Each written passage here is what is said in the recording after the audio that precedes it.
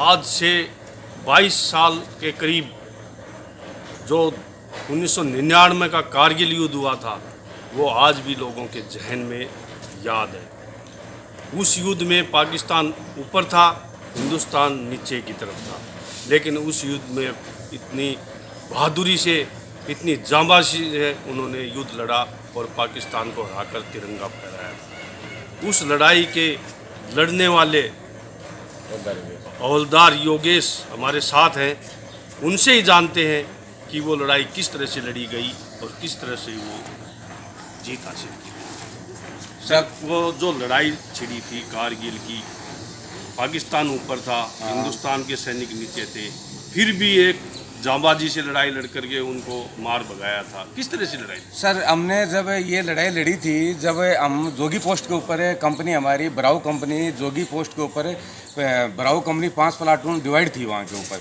तो उसी जोगी पोस्ट से तकरीबन 150-200 गज के ऊपर टाइगर के ऊपर मतलब पाकिस्तान का पोर्ट था, उसको बोलते थे टाइगर हिल। टाइगर हिल के नाम से प्रसिद्ध थी। हमारी जो 12 जाट थी वो नीचे बेस के अंदर डिप्लॉयमेंट थी नीचे। तो अब जैसे हमारे को रात की तकरीबन 2:30 बजे के लगभग पता चला कि यहाँ से फायर आ रहा है, तो हमने तुरंत कंपनी कमांडर को या सीनियर जेसीओ को, देवी साहब को बताया। तो देवी साहब ने ये बताया कि जितने पोस्ट के जवान हैं सब अलर्ट हो गए थे और सभी को हमने पूरे मतलब पोस्ट वाइज पोस्ट अलर्ट हो गए थे। हम सुबह और शाम को हमारे स्टांटू होता था, जैसे फौज में बोलते हैं स्टांटू जैसे बोलते हैं, तो उसको क्या मोर्चा टू मोर्चे सभी वहाँ इकट्ठे हो जाते हैं। उसके बाद में ये देखते हैं कि जैसे शाम को जैसे होते हैं शाम की टाइम में, तो ये पता चल जाता है कि मिलिटेंट का जाने का रास्ता कहाँ है, आने का रास्ता कहाँ है। तो हमारा क्या है कि नीचे पोस्ट से जाने का रास्ता अलग होता था और आने का रास्ता अलग होता था। इसमें क्या है कि जाने के रास्ते से अगर हम जाएंगे और अगर उसी रास्ते से दोबारा आएंगे तो पाकिस्तान को पता चल जाएगा इंडिया का जवान इस रास्ते से गया, इसी रास्ते से आएगा, तो हम रास्ता बदली करके फिर जाते थे। हमारे 2 रास्ते होते थे। उससे जैसे हमने ये लड़ाई लड़ी तो अब जब हमारे को महसूस हुआ कि बहुत ही वो दिन याद आता है, तो आज रोंगटे खड़े हो जाते हैं। ये था कि आपने लड़ाई लड़ी, लेकिन जो ऊपर चढ़ना था वो किस हिसाब से किया? जैसे ऊपर चढ़ना था तो हमारे नीचे मतलब बेस के अंदर बिफोर्स गन लगी हुई थी, बिफोर्स आरटी की बिफोर्स गनें लगा दी थी। जो हमने वो आरटी ने जो रास्ता बनाया था वो 24 घंटे के अंदर रास्ता तैयार किया था ग्लेशियर के अंदर। उस बिफोर्स गन का इतना मतलब मार थी कि वो जोगी जैसे पोस्ट के ऊपर आगे घोड़ा भगाते थे, उसके बाद में जैसे वो नीचे से बोलते थे अभी 5 कदम चढ़ना, अभी 6 कदम चलना, तो हम जैसे LMG और राइफल RL वगैरह जो भी लेकर के कंपनी के द्वारा मतलब धीरे धीरे ऊपर 5 कदम चढ़ते थे, 7 कदम चढ़ते थे, 8 कदम चढ़ते थे।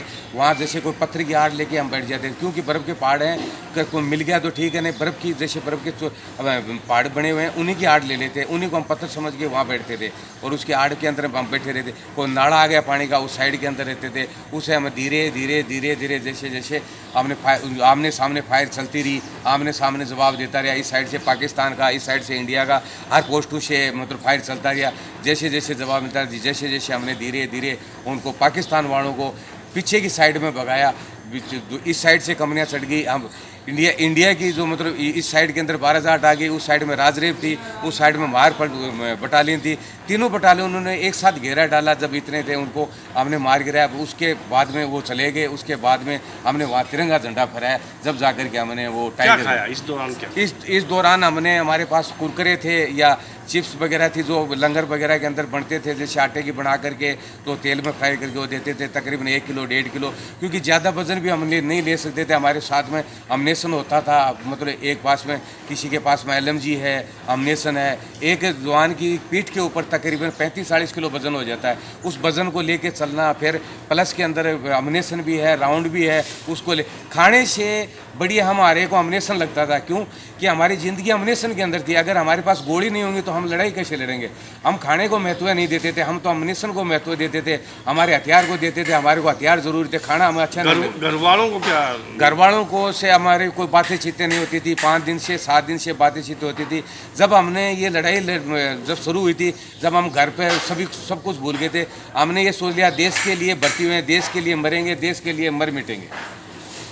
ये थे कारगिल हीरो योगेश, जो इन्होंने अपनी पूरी बात बताई कि किस तरह से हमने वो कारगिल का युद्ध